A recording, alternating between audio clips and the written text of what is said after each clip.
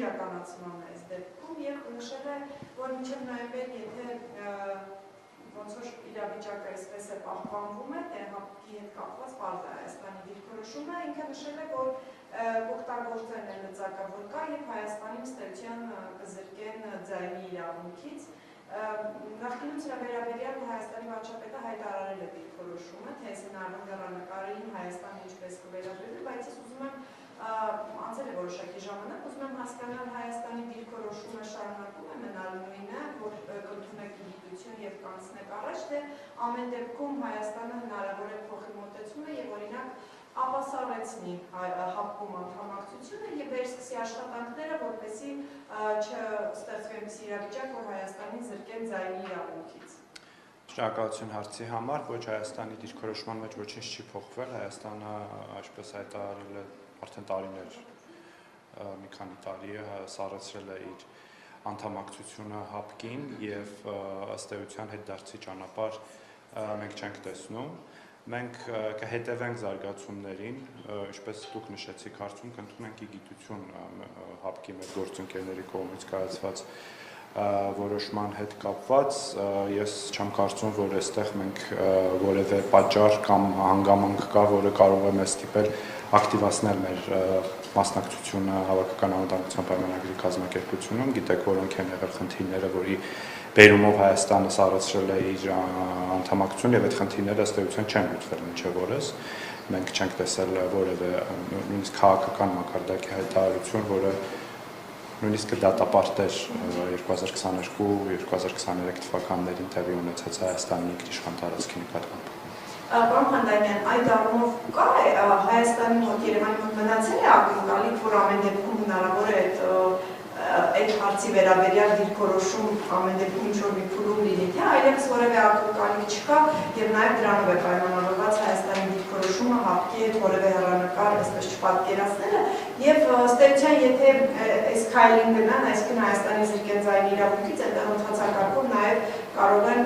հեռացնել անդամներից մեկին կառույցից, այս հեռանկարը ևս անհանգստացնող չի Հայաստանի համար։ Կարծում եմ այդ այնքան տևական ժամանակ է անցել, որ այդ ակնկալիքը նաև շատ ժամանակավրեպ կարող է լինել, որովհետև գործընթացներ են տեղի ունեցել Հայաստանի և Ադրբեջանի միջև մասնավորապես խաղաղություն է հաստատվել և մենք բոլորովին այլ հանգամանքներում ենք հիմա խոսում մեր Հայաստանի ինքնիշխան տարածքի օկուպացիայի մասին, սահմանազատման գործընթացն է իր ողջ ծավալով ընթացքի մեջ և եթե նույնիսկ որևէ տեսակի հայտարարություն լինի հապկի կողմից կամ որոշում, ես կարծում եմ, որ դա կլինի ժամանակավրեպ։ Իսկ եթե Հայաստանում հեռացնեն։ Դա ևս իրավիճակ է, որի պետք է քննարկենք, հասկանանք և հաշվի առնենք մեր հետագա հարաբերություններում հապկի կազմակերպության հետ և կազմակերպության անդամ երկրների հետ։ Մի հարցերի ատամերի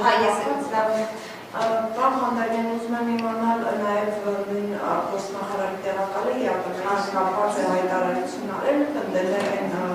հայտարարությունը, որ ընդունվել է մայիսի վերջին և ըստ էության ակնարկում է հնարավոր որոշումների մասին, այսինքն հնարավոր հանրաքվեն չանցկացնելու դեպքում իրենք ինչ-որ որոշումների մասին են ակնարկում։ Ատամերի հետ կապված Հայաստանի դիրքորոշումը Նիկոլ Փաշինյանը հայտարարեց նաև Հռվստանում, այն համարելով առաջնահերթություն, անգամ նշեց, որ կառավարության ծրագրում կգտնի իր արտացոլումը, քանի որ այս դեպքում իրավիճակը այլ է և Հայաստանը այլ ձև է պատկերացնում ԵԱՏՄ-ի հետ հարաբերությունները, այս դեպքում հնարավոր է ամեն դեպքում այդ հանրաքվեի սցենարը քննարկվի, եթե ոչ, ապա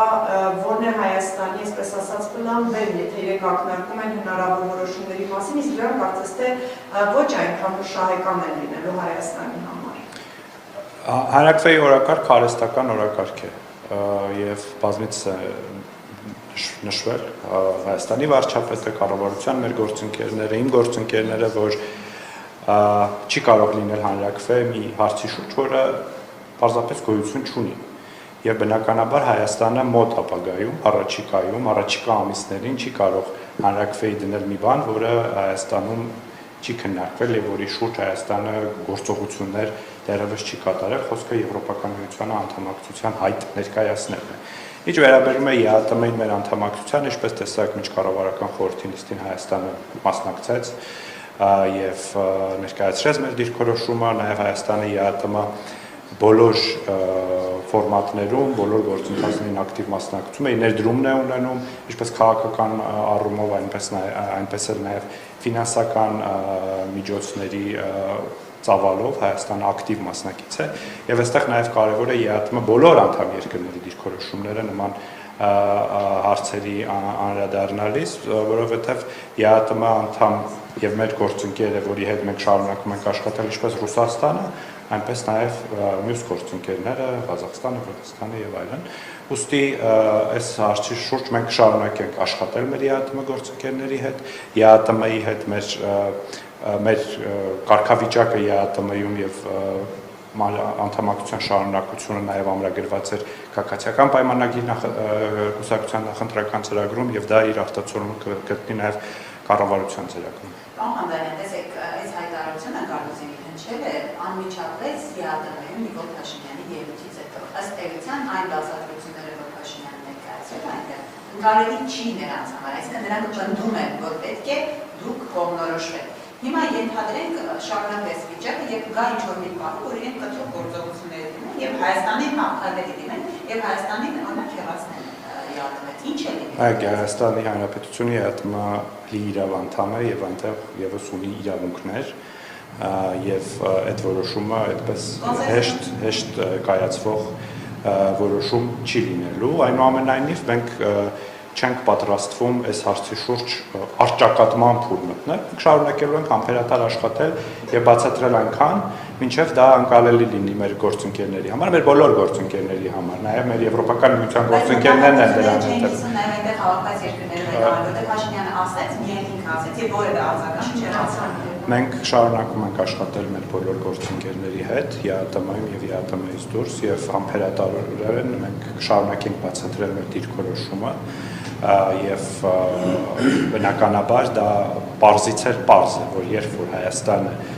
Հայաստանի Հանրապետությունի վերջո կայացնի այդ որոշումը, որ մենք դիմում ենք Եվրոպական միության անդամակցելուն եւ դրա համար նաեւ պետք է լինի անցկացնել հանրակրվե, այդ ժամանակ երկուսում անդամակցությունը անհնարին կդառնա, Հայաստանի իր կամքով մեկից դուրս կգա։ Բայց չէ, դա մեկ բազմիցս նշել եք, որ Եվրոպական միության ինտեգրման process-ը մեր համար ներքին process է, բարեփոխումների process է, եւ մենք իրականացնելու ենք այդ բարեփոխումների process-ը եւ կդիմենք Եվրոպական միության անդամակցել թե չենք դիմի, մենք կիմանանք, որ մենք ունենք մի երկիր, որտեղ կան այնպիսի ստանդարտներ, որոնք լավն են եւ որոնք համապատասխանում են Եվրոպական միությանը։ Հատկապես հիմա, երբ որ մեր օրինակ արտադրողները, գյուղատնտեսական արտադրանք արտադրողները, այլ տնտեսվարողներ, որոնք խնդիրների են բախվում Ռուսաստան արտահանումների հետ, իրենք այս process-ը նաև հնարավորություն է մեր տնտեսվարողների համար համապատասխանեցնել իրենց ստանդարտները եվրոպական շուկաների համար եւ ունենալ ալտերնատիվներ։ Այս թեմայի կապված մի հարց է, պարոն Խանդարյան, քանի որ հստակ հայտարարվում է, որ քաղաքական է ամեն դեպքում այնինչ արվում է Հայաստանի արտադրանքներին կառնում, քաղաքական կոմպոնենտ է այստեղ նշում է վարչապետը, պնդումներ եւ հավաստիացումներ են հնչում նախընտրական փուլում, երբ որ հետընտրական փուլում այս հարցերի լուծումը կտրվի եւ կհասնի արդեն այնպես իրավիճակի, որ խնդիրները ըստ էության կվերանան, բայց չի ստացվում վարչապետի ավարտել Խանդարյան, ինչու չի ստացվում նախ եւ դուք ասում եք կոնսենսուսով է այդ հեռացնել եւ այլն, բայց դուք քանի որ սա քաղաքական է, դուք բացառում եք, որ կստեղծեն այնպիսի մի իրավիճակ, որ Հայաստանի համար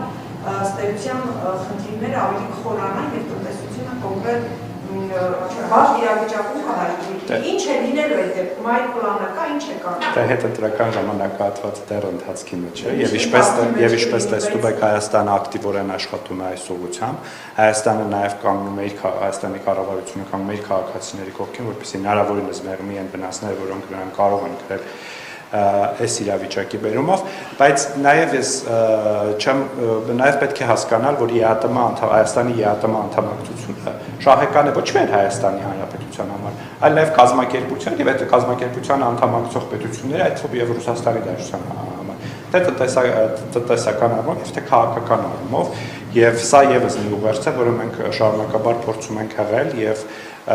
մենք շարունակենք այս ուղղությամբ աշխատել։ Հայաստանի Հանրապետությունը եւ Ադրբեջանի Հանրապետությունը համապատասխանությամբ հանդես սպիտականը կայացած խաղաղության գագաթնաժողովի մեկամյա տարեդարձի կապակցությամբ ըստ ձեզ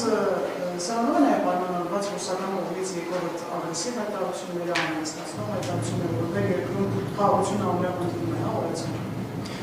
Ես չէի փոխպայմանավորի դրանք,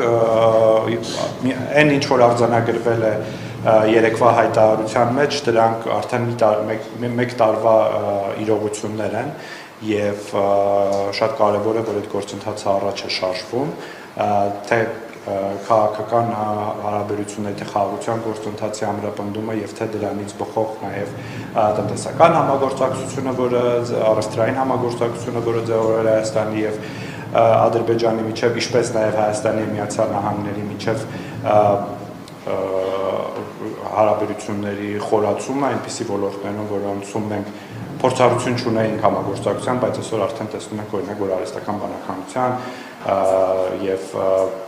հաղորդակցությունների ոլորտում խոր համագործակցություն ունենք։ Ես սա մի գործընթաց է, որը բխում է բացառապես Հայաստանի շահերից եւ մենք այս ուղղությամբ առաջ ենք շարժվելու եւ մենք բազմիցս նշել ենք, որ մեր որևէ հարաբերություն որևէ երկրի հետ խորացում այդ հարաբերությունների ի վնաս չէ մեր այլ հարաբերություններին եւ սրանում է կայանում հենց բալանսավորված եւ բալանսավորման արտաքին քաղաքականության էությունը։ Հիմնավորեն ասած, Դմիտրի Մեդվեդևը հայտարարել է, որ Արևմուտքը երես կթեքի Հայաստանից, հենց որ այն դադարի նրանց համար հետաքրքրություն ներկայացնեն, որպես Ռուսաստանի դեմ գործ։ Ինձ հիշեցնում է Ալեքսանդր Լուկաշենկոյի հայտարարությունը, որը ասում էր Հայաստանում է պետք, եւ դրան հետևեցին գործընթացներ եւ հասկացանք, թե Հայաստանում է պետք, որքան է պետք եւ որտեղ է պետք, ուստի նման սպառնալիք մեզ չի սպասում։ Այո։ Արհեստական բանականության հայ-ամերիկյան Firebird ընկերության մասին։ Firebird AI նորաստեղծ, ես կես միլիոն դոլարանոց, բայց օրինակ այստեղ բնապահպանները արձանագրում արդեն առանձնվում են, որ բնապահպանական մարդկանց առողջության վրա ազդեցության ռիսկերը չեն գնահատվել եւ կարող է մեկնել ջրային եւ էլեկտրաէներգիայի այդ պաշարը ոչ բավարար պաշարներ, արդյոք կառավարությունը այս հարցը քննարկել է, արդյոք դրա հետ կապված խնդիրներ կան, թե ոչ։ Ես տեսել եմ այդ մտահոգությունները եւ նաեւ ուսումնասիրել եմ, եւ նաեւ հետեւել եմ արձագանքներին ընկերության ներկայացուցիչների եւ մասնագետների եւ ըստ էության ջրային ռեսուրսներ խոսքը գնում էր այդ արհեստական բանականության գործարանի հովացման համակարգի մասին եւ կային պնդումներ, որ Սևանա լճի ջուրն է օգտագործվելու դրա համար եւ ջրային ռեսուրսների ահռելի ծավալ է օգտագործվելու պարզվեց, ինչպես մասնագետները բացատրեցին, որ ընդհանրապես խմելու ջուր չի օգտագործվելու հովացման համար, հատուկ նյութ է օգտագործվելու, որում օգտագործվում է թորաշ ջուր, փակ ցիկլով է դա տեղի ունենում եւ բնապահպանական որևէ խնդիր չի առաջացնի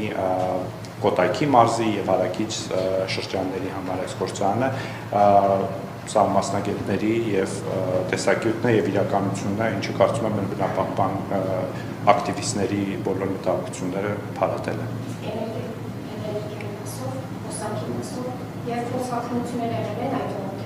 Ես բնականաբար նման ծավալի ենթակառուցված ստեղծելուց առաջ փորձաքննություններ եղել են էներգետիկ ռեսուրսների ծախսման առումով ես կարծում եմ համապատասխանեցվել են ռեսուրսները, որոնք մենք ունենք եւ նաեւ այն ռեսուրսները, որոնք մենք պատրաստում ենք շահագործել, մասնավորապես արևային էներգիայի ռեսուրսների օգտագործումը, կուտակիչ կայանների եւ այլն, ես չեմ կարծում, որ այստեղ լուրջ մտահոգության առիթ կա։ Օրինակ ասում է Firebird AI-ը Հայաստանում հիմնելու 100 մեգավատ հզորությամբ կայան, ծախսվել է ընտանեկան էլեկտրաէներգիայի 12-13% պատրաստ ենք։ Ես մասնագետ չեմ, բայց ես կարծում եմ, որ դա ռիսկերը բնականաբար հաշվի առնված կլինեն, եւ դա միակը չէ, մենք ունենք նաեւ երկու այլ արդեն դատակենտրոններ Գագարինում եւ Երևանի պետական համալսարանում եւ ես հույս ունեմ, որ մեր երկիրը կշարունակի դառնալ միջազգային կենտրոն արհեստական բանականության զարգացման տեսանկյունից։ Պարոն Անդրանյան, Նիկոլ Փաշինյանի եւ Մեքանի Վարչապետի ստորագրման նշել էր, որ առաջատարական պլանում կոնկրետ ինչ առաջատարական գործողություններ առաջիկայում կարող են լինել եւ բացի այդ այսպիսի ներկայություններ կան, որ Թրիպլի նախագծի հակառակ հիմնական հակամարտները երկաթուղի հարցը իրան առնել արված հարաբերությունները, այս մասով ինչ Իսկապես գործնական փուլում է Թրիփի իրագործումը, գիտեք, որ Միացյալ Նահանգներում ստեղծվել է համապատասխան ֆինանսական հիմնադրամ, որը ֆինանսավորելու է ծրագիրը եւ արդեն ֆինանսական միջոցներ են կուտակվում այդտեղ, եթե չեմ սխալվում, այն կոչվում է Տրանսկասպիան հիմնադրամ, նաեւ ընթացքի մեջ է իրագործելիության ուսումնասիրությունը եւ ես մեծ հույս ունեմ, որ հնարավորինս արագ արդեն բուն շինարարությանը կանցնենք երկաթուղու, նաեւ հետաքրքրություն կա հնարավորինս արագ էլեկտրագծերի անցկացման տեսանկյունից, որովհետեւ հիշում եք, որ Թրիփը միայն երկաթուղի չէր, այլ նաեւ այլ ենթակառուցվածքների ծրագիր էր, ինչ վերաբերում է Իրան-ամերիկյան հարաբերություններին, իհարկե մեր շահագրգռվածությունն այն է, որ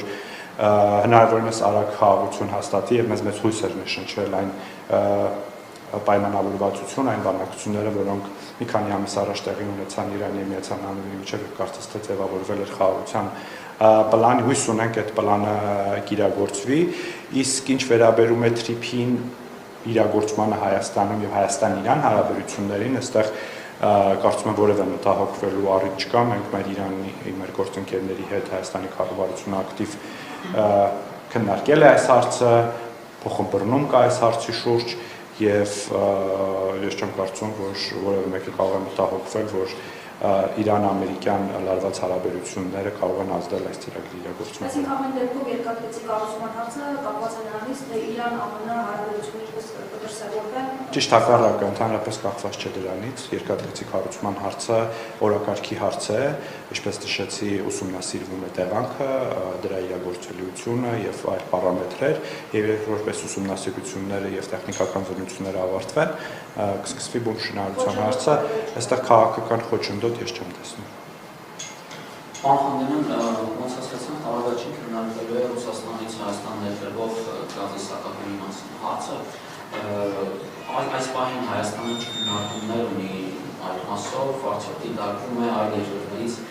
գազի դիվերսիֆիկացում իրականացնել, օրինակ Հարևան Իրան, Իրաք, ինչու՞ չէ նաև Ադրբեջան, որովհետև Ադրբեջանից վառելիք ներկրում են Հայաստան։ Այս հարցի շուրջ չգիտեմ Ռուսաստանի հետ վերջի խոսակցությունը երբ է եղել եւ ծանոթ չեմ մի հայտարարության, որը հիմք է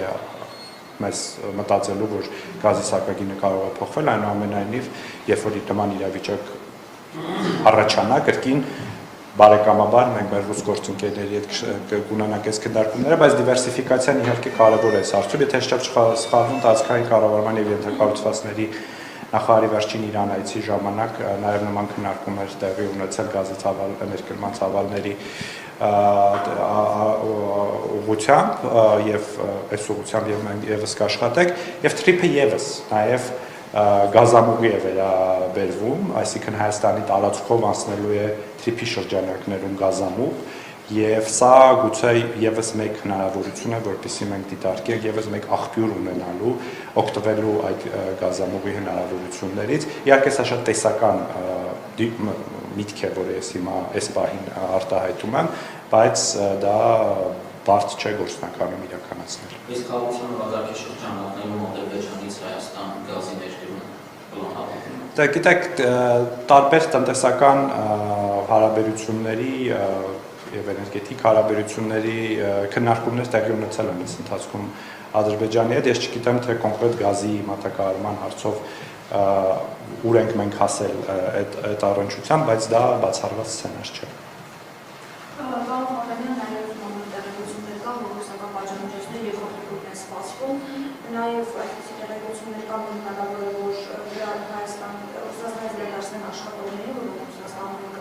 այլին, նաև տեղեկություններ կան, որ օդային տարածքան հակելու մասին նույնիսկ հնարավոր է այսպիսի գործողությունների դիմեն, դուք պատրաստ եք եթե իսկապես նման սցենարներ զարգանան։ Ես այս իրականությանը, որը հիմա կա մեր արտահանողների եւ արտահանվող ապրանքների շուրջ, ես հույս ունեմ եւ կուզենամ մենք դրանց պատժամիջոց չանվանենք եւ ես հույս ունեմ, որ Ռուսաստանում եւս կա այդ ըմբռնումը, որ դա պատժամիջոց չէ, որովհետեւ Հայաստանի եւ Ռուսաստանի հարաբերություններից, բարեկամական հարաբերություններից դա բնավ չի բխում։ Մյուս հարցերի վերաբերյալ որևէ նման առարկայական տեղեկատվություն ես չունեմ, բայց բոլոր իրավիճակներին Հայաստանը տեղ է կանգնելու իր քաղաքացիների իրավունքների պաշտպանության եւ աջակցելու, որպեսզի նրանք դժվարություններ չունենան։ Մի հարց է, պարոն Փարդանյան, ԵԱՏՄ-ի հետ կապված, դուք ասում եք, որ ԵԱՏՄ այդ գործընկերների հետ շարունակեք խոսել, բացատրել իրավիճակը անդամպետությունների, բայց նիստում առնվազն նիստի բաց հատվածում, երբ որ վարչապետը դիրքորոշումը հայտնեց, որևէ արձագանք, որևէ դիրքորոշում հրապարակային չհայտնեցին վարչապետերը այդ պետությունների, սա արդյոք նշանակում է, որ Հայաստանը առնվազն այս պահին եւ իդեպ Գալուզինը նաեւ նշում է, որ դեկտեմբերին այս փաստը, որ հանրաքվեի չարվի, դրա անդամպետությունները որոշում կկայացնեն։ Սա արդյոք նշանակում է, որ գոնե մինչև այս պահը Հայաստանին դեռ չի հաջողվում կամ Հայաստանը դեռ ձախողել է երկրներին համոզելու այս օրակարգից հետ կանգնելու հարցում, այսինքն ըստ էության դեռ չի ստացվում, ինչու՞։ Չէ, ես չէի ասի, որ մենք մեր ԵԱՏՄ գործընկեր երկրների հետ հարաբերություններում ձախողել ենք ինչ-որ բան համոզել ապացուցել։ Նաև դուք տեսնում եք, օրինակ ԵԱՏՄ առանցքային անդամ երկիր Ղազախստանի հետ ինչպես են ծավալվում մեր հարաբերությունները եւ պարտադիր չէ, որ նիստի ընթացքում ինչ-որ բան հայտարարի որևէ երկրի ներկայացուցիչ,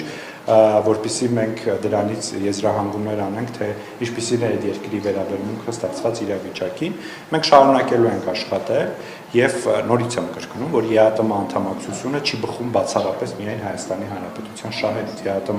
Հայաստանի ԵԱՏՄ անդամակցությունը բխում է նաեւ ԵԱՏՄ մյուս երկրների շահերից։